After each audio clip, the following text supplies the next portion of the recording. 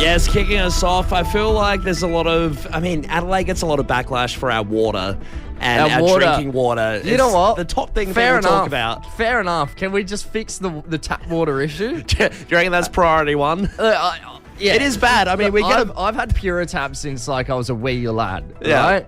And any time that I'm somewhere that doesn't have a filtered tap and you got to drink straight tap water, it is noticeably different. And you know what's funny? When all the tourists come here and it's the first thing they don't say anything about the malls balls and the nice wineries. They're like, hey, the tap water's a little bit off, right?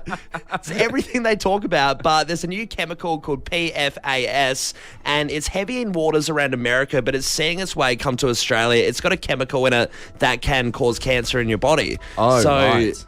They're seeing a few traces of that in our water here in Australia, so they're trying to moderate that and look at the levels of how much that chemical is coming through the country, but we should be all good if it is moderated. Yeah, okay. And in other news, speaking of the storms on Friday, a bunch of South Australian outback towns are still copping it right now. Really? So Lee Creek and Hawker, they're still loss of power. There's IGAs there, food shops, things like that. They just don't have any power at all. They're using generators, spending thousands of dollars to try and keep them up. Yeah, it's not good. They are just being destroyed over there at the moment. They still haven't got it fixed. Yeah, would assume they'd lose a lot of money on food there, Definitely. especially in the shops. Hey, a bit of nice news coming in for you. Adelaide midfielder Rory Laird has become engaged to his long-term partner, Elle Taylor. Good stuff. Yeah, congratulations to them. We are trying to beat a world record. That was Captain Underpants. And foreshadowing for good reason, because we are trying to beat a world record for the most amount of underwear put on within a minute. Yeah, so a bloke over in Brisbane about a month ago achieved this with 44 pairs of underwear in 1 minute. Yeah. It was an impressive feat. We'll give him that. He's done a good job. It's beatable. It is beatable. So it's one of these silly records that it can be undertaken by anyone. And we've looked at it and thought, hey, we can do that too. And we did talk yesterday about who should undertake it. We are still taking on the text line 0428 927 927 who should be the one to undertake the Underpants Challenge. But one part about it that we haven't discussed is what underwear should we use? Yeah, there's so many different types of underwear. We want to find the best one that'll help us beat this record, I guess. What would you reckon the best type of underwear to use is? So I've got a list here, right? And I would say that jock straps are out of the question. Jock straps? I think that's a little bit dicey. We're not doing jock straps. Absolutely. Where do you even get jock straps? Do you own jock straps? I don't own jock straps, no. No, I don't know where you get them. G-string out of the question. I'm just going through everything. I'm just telling you what's out of the question. Like you're admitting something to us all on air right now. Look, guys, I've got plenty at home. Have you got a jock strap on right now? Show me. Long underwear out of the question. What did you say before that? G-string? G-string jock strap. Absolutely not. Yep. So it would be uncomfortable. It'd be hard to put on. It'd be hard to put on. Don't worry about the comfortability. We're going to be professional athletes here beating a world record. There's no part of it's going to be comfortable. Imagine, and as much as this is a joke record, we don't want to look like idiots with G-strings on, so we're eliminating that. Long underwear, not doing that. Bit hard. I'm going to go the boxer. What do you mean long underwear? So long underwear is just like kind of leggings. Oh, like skins. Yeah, so it'd be really hard to put on. Boxer is where I'm at. Boxers? Yeah. I think boxer will kind of contort around the leg enough as you pull it up your legs that it will sort of wrap around and you could easily pull it up. I think briefs would be better. Straight briefs. Yeah. So just, not covering the leg at all. Nah. Straight in. So he did but briefs. I also think that we need to get higher sizes as you go on. So I think you start with your size, and the further you go, the more underwear you put on, you're going to have to get bigger sizes to make it as easy to chuck on. See, I think we could do that because I don't think Nicholas, who holds the record, did that. It looks like he's wearing a huge sumo wrestler diaper by the end of it. And what, he used briefs? He used briefs. Yeah, okay. Yeah, so he did briefs. Look, I think we should go to the Fresh fam here. We need their opinion. What kind of underwear should we use to break this world record? I mean, you could say absolutely anything. I mean, we don't want to do G-strings, but if you'd like to see that, let us know. G-strings, boxers, briefs. anything really.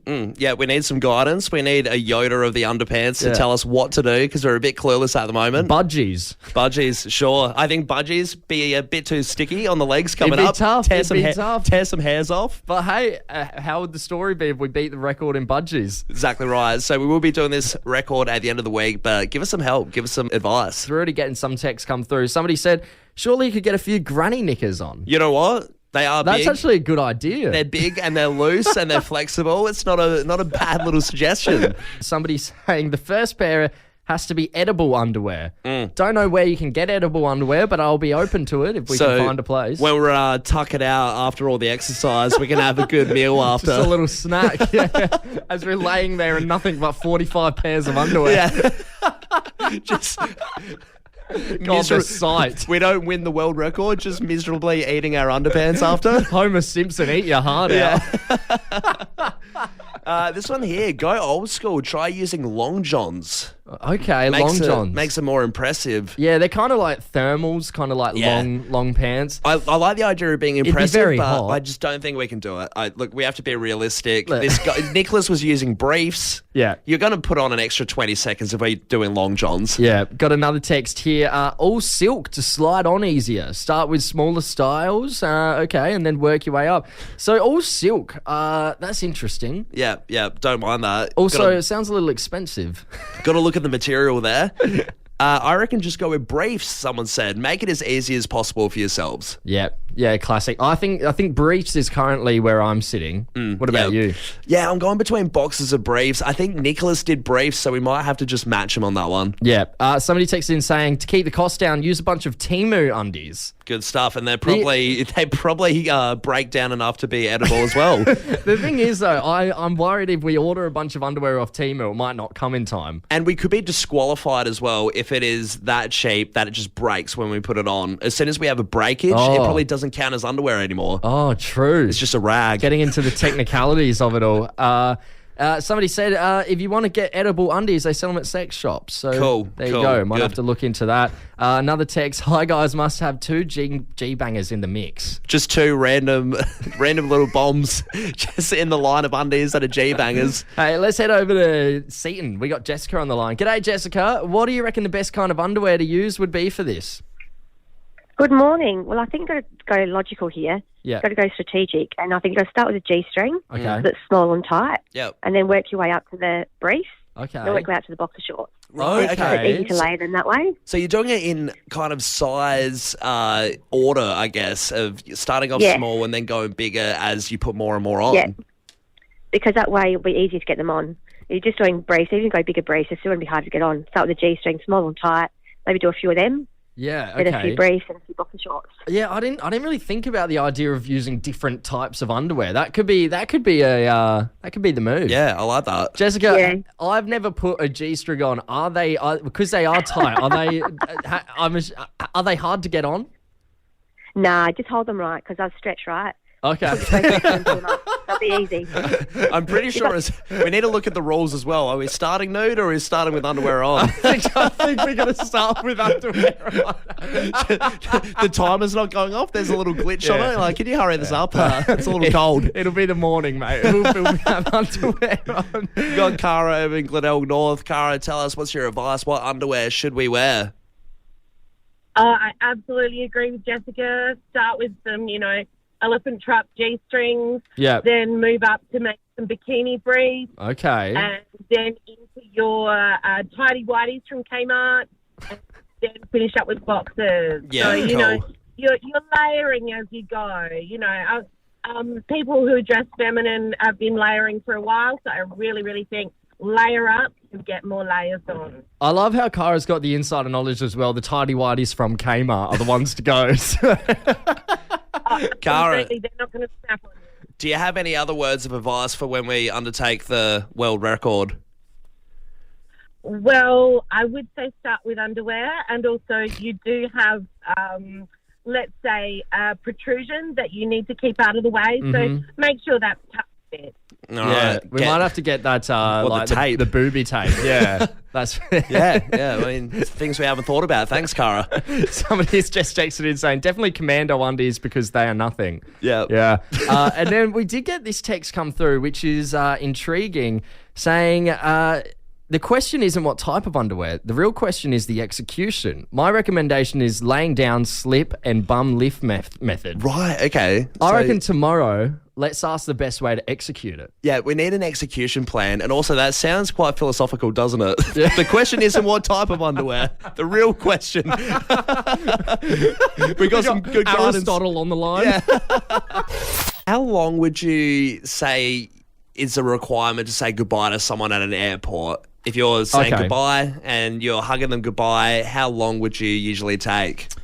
It depends on the person and the situation, I think. If they're going away for a long time and it's someone close, like a parent or a partner, I think like just the hug itself. Just the hug itself. Just the hug. I think it's kind of weird to go any longer than 1 minute. Yeah. That's a long... I mean, when you're there just embracing, 60 seconds feels like an eternity. Yeah, no, I think... I think if there's just, like, a friend going to Melbourne for the weekend, like, I don't even think I'd hug him. I'd just be like, yeah, good luck. Fist bump or something. If it's someone you're dating, I guess it's handshake. A little bit different, or dating or married, whatever, that you'd probably go in for a longer hug, and it could exceed that 1 minute mark. Yeah. And again, if it's like a partner and they're going away for work for 6 months... and you don't have an opportunity to go over with them, then I suppose you would go for longer than 60 seconds. But I think I just don't know if I would. Say, Callum, let's say you were going away to Europe for a year and I was at the airport saying goodbye. I'm not hugging you for more than a minute. I don't know if we'd hug. You might be lucky to get a 10-second hug out of me. Pat on the back. 10 seconds feels like a long time. Pat on the back that also felt like a push towards the plane. Yeah, with a thumbs up saying, good luck, mate. Get out of here.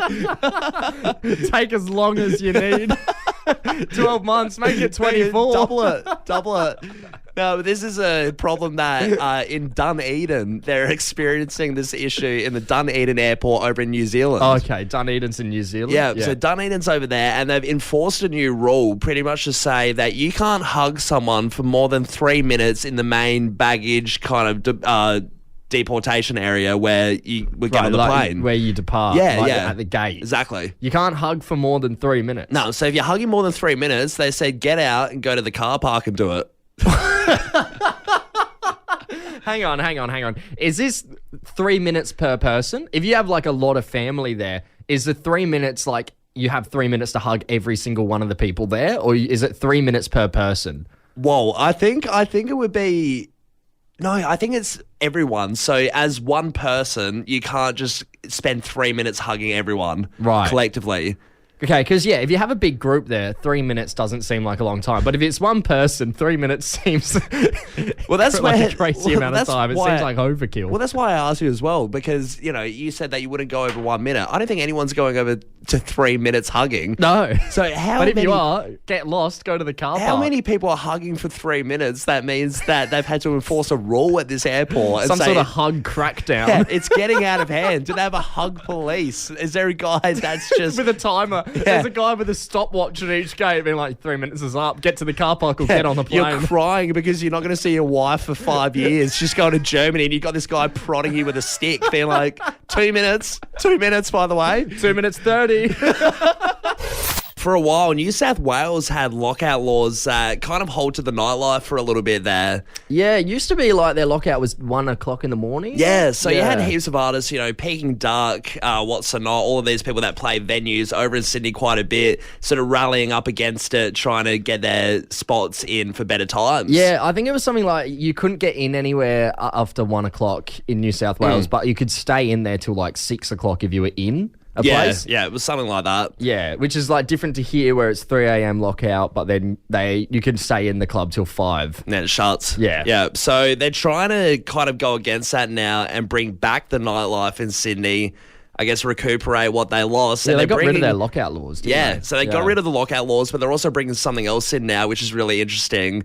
They're pretty much saying that in a plan to revive the struggling nightlife, they want to do an acknowledgement when people move into certain areas of Sydney that they formally acknowledge and sign a piece of paper saying, hey, I know the area I'm getting into has heaps of bars, heaps of clubs. I pretty much can't make a noise complaint. Right. So when I move in, I'm saying, yes, I know I'm right next to that pub. At no point in me living here can I turn around and say, oh, look, guys, to the council, this is too loud for me and my baby. You kind of just have to shut up. Right. Okay. Really? So, yeah, and it's worked in Wollongong, apparently. So over there, they've done it for a few years. And apparently it really gets people to be aware of what areas are loud, what's quiet, where you should move into, where you should have, a few drinks and stuff like that. That's all well and good to know the areas that are going to be loud, but if you're a young family, sometimes you got to take what you can get. I mean, we're in a housing crisis, cost of living crisis, right? So if that's the only house you can afford, it's just tough luck. Yeah. It was like either you choose between a haunted house or next to some filthy nightclub in Sydney. What do you go for? What happens if you have a noise complaint against a neighbour and it's not a pub or venue? So I think that's different. I think if it's a pub or venue, then that's where it counts. Yeah, right. They're not going to excuse it if it's just a noisy neighbour. Yeah, look, moving into the city, I mean, it's going to be so expensive anyway. You should know better. But if it's a suburban place with a pub next to you, it's a bit rough. So you just basically saying you can't have a whinge. Just shut up. You can't have a whinge. There's silence in the people so the pubs can live on, which, it's going to be good for the pub guys. It's going to be good for the venues, but tit for tat. Well, that's New South Wales for you. But here in Adelaide, we love to have a whinge. So we're inviting you on right now, Adelaide, to call up and have a whinge with us. Could be about anything, right? I mean, they're being silenced over there. Obviously, that's a noise complaint kind of whinge. If you want to have a noise complaint whinge with us, go for it. Or is it an annoying person in your work that's kind of a noise complaint? I mean, yesterday I had a whinge about people using umbrellas but walking undercover instead of out in the rain, blocking up all the cover for us non-umbrella users. Have a whinge about absolutely anything that's going on in your life. It could do with work. It could have something to do with school, your partner, your pet, your parents. We're going to head over to Chop Park. We got Lisa on the line. Lisa, g'day. How you going? I'm good, thanks, guys. How are you? Very good. Very well. Now, Lisa, we're going to let you have a whinge, but there's a catch. You've only got 20 seconds to whinge. Are you ready? Yeah, I'm ready. All right. Go for it. Whinge. So basically, the weather's been bad and my neighbour's been doing a lot of trimming of their lawn because of the bushfires and everything. And he keeps emptying all of his lawn clippings over the fence into my backyard because he can't be bothered using the green bins.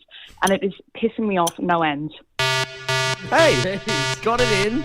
On perfect timing Got there. it all out. You know what? That's a decent complaint. That's a fair Who the hell's complaint. chucking lawnmower clippings into the next neighbour's yard? Lisa, have you tried to offer them up your green bin, or is that full as well?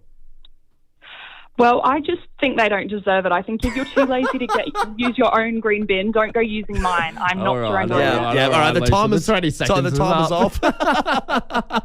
off. you got Sam in Morphettvale. All right, Sam. Sam, how you going, mate? I'm going good. Very good. Good stuff. Now, Sam, the same thing, all right? You got 20 seconds to have a whinge. Are you ready? Yeah. All right, take it away.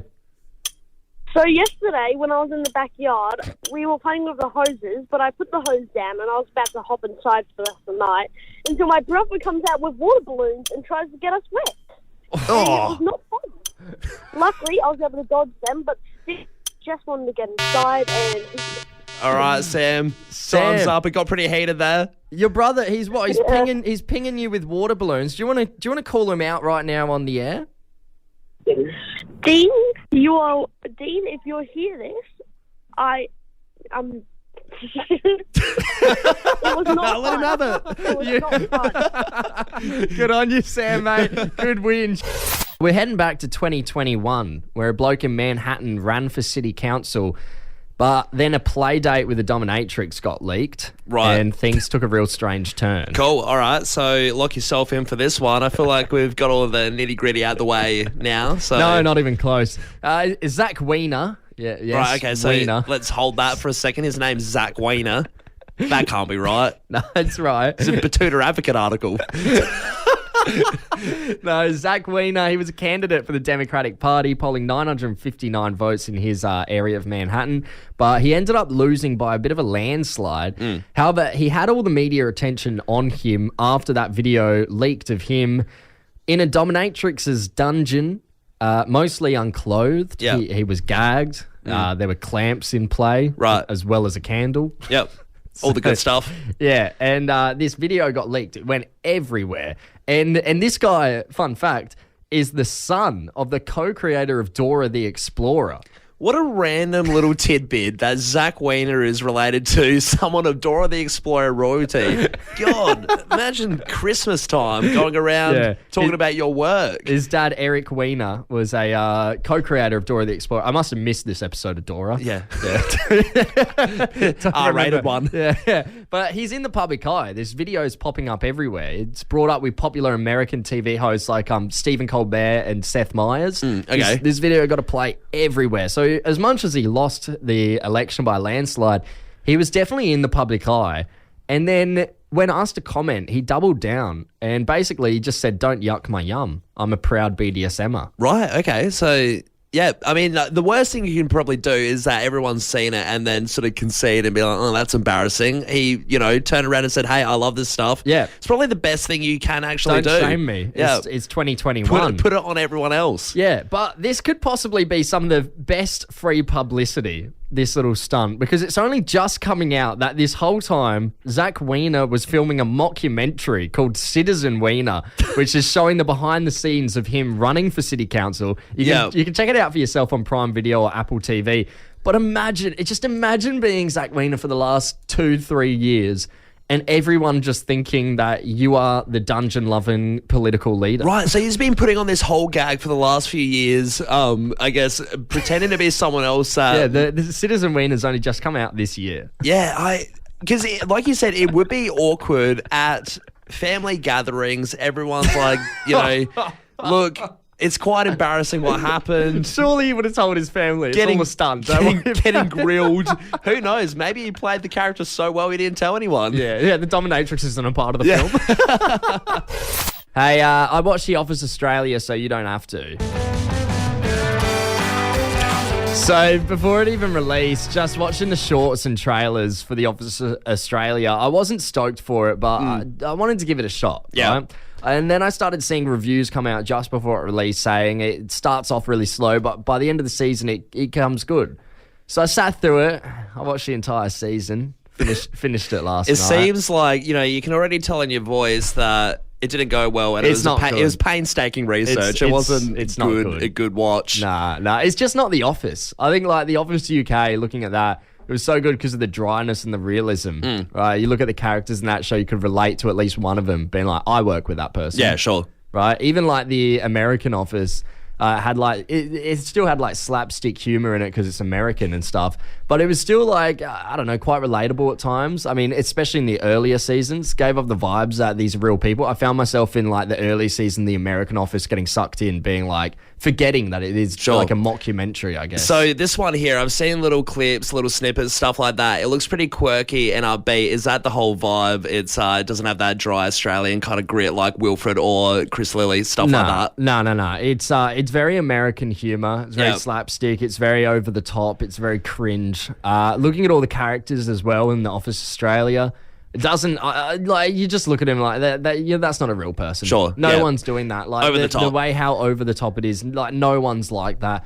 And like I could tell the whole time they were actors, and I was just watching a show. Right, I was never getting that sucked in. There are a few moments that made me have a chuckle, but only as far as a chuckle. Honestly.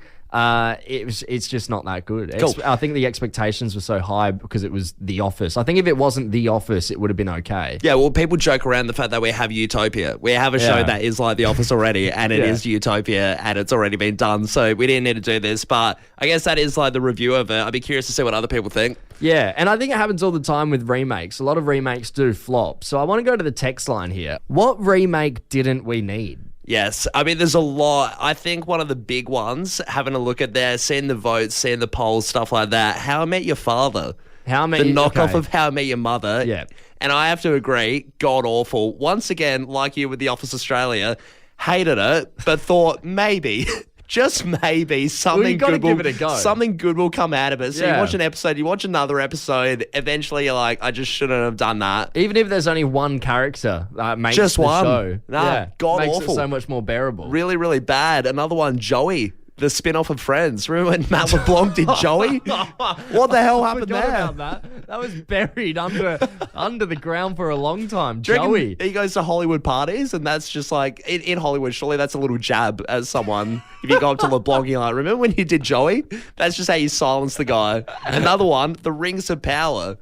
Oh, the So Lord that- of the Rings. So that's got a lot of votes for how unnecessary it was. Obviously, Jeff Bezos behind Amazon Loves Lord of the Rings. pumped it with millions and millions of dollars. I think Yeah. it's the most expensive TV show made now. It outdid Game of Thrones, but I think one episode of it outdid a whole season of Game of Thrones. That's right. But unnecessary. Apparently, it just wasn't that good. Yeah, let's look at these unnecessary remakes. I got this one here, the Kath and Kim US remake. Okay. There's always a joker. Yeah. In the It's from Tanya. Yeah. Once again, it feels so close to Aussies' hearts, Kath and Kim. So you want to tread lightly if you're tampering with it. Yeah, I've only seen clips of the US remake of Kath and Kim, and yeah, it is Shocking. It's so bad. What are they doing? This one here is interesting. It hasn't come out yet, but someone said we don't need another Harry Potter reboot.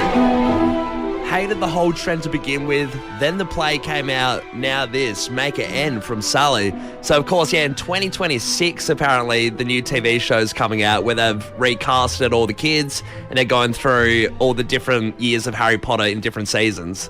Yeah. So that's going to be a Okay. big thing. Yeah, another one said US In-Betweeners. Once again, seeing clips of this, and apparently, and what I've seen, it is word for word like Yeah. the original. They haven't changed anything. All the jokes are the same, all the scenarios. It's a funny story. The first time I went to watch the In-Betweeners, Yeah. I found the US version, just assumed that was the only one. Yeah. Watched the first episode and thought, is geez, crap." This is god awful. Just one of those, what is everyone on about? Where's this hype come from? Love this one here. The Men in Black remake with Chris Hemsworth was god awful. Good stuff. Yeah, Jake's texted in saying the live action Aladdin and Lion King, there's no need to remake an animated film, especially not in live action. Yep, good one. This one here, so many kids' cartoons have got remade and now they're terrible. Yep. Somebody else saying HQ Complex reopening on Hindley Street was never Never the same. the same. I want to talk about the US presidential election, which is coming up on the 5th of November. It's right around the corner now. And last week we touched on Donald Trump getting a bit upset over Kamala Harris, saying that she worked at Macca's as a student. Yes, he thought that it was straight out lies, Yeah. that she has never worked at Macca's, and I guess he wanted to really debunk that. Yeah, so now he came out saying he's going to go work at Macca's. And So it was really petty. So it's just to one up her, right? Yeah, it's just pretty to say, much. hey, you've never worked at Macca's, but I'm going to go do it for however long, half an hour, something like that. Well, it was either to one-up her or to show how much he loves Macca's, because between January of 2023 and September 20th of 2024, his campaign has spent $31,000 at Macca's. That's $46,500 in Australian dollars. It's excessive. It's a lot of money on Macca's. So I think the guy just really loves McDonald's, and he's like, you know what? No, I'm going to go work at Macca's. And he has over the weekend in Pennsylvania. He went and worked at a McDonald's, and it was met with like pretty different reactions of all different sort of punters. Some people were shocked and surprised when they came up to the drive-thru and Yeah. he was there handing them the Maccas. Another person online said that this is actually a very meaningful gesture, kind of showing not through actions but telling with words that every worker is important, that every job matters, and that there's dignity in all labour. Yeah, for sure. You know, so Yep. there's all different sort of reactions coming out about him working at Macca's, and he was working the French fry station and then the drive-through. But then online it came out.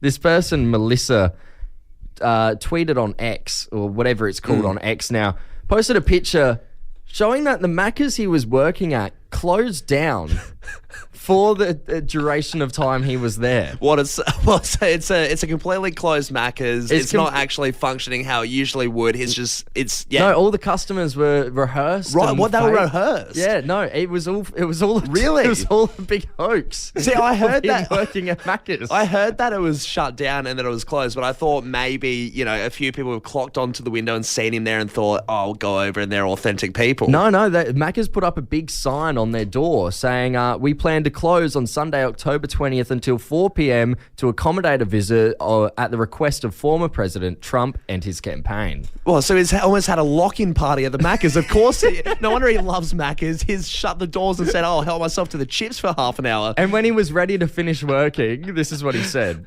I've now worked for 15 minutes more than Kamala. Yeah, She had a part-time job there. You've worked there for 30 minutes.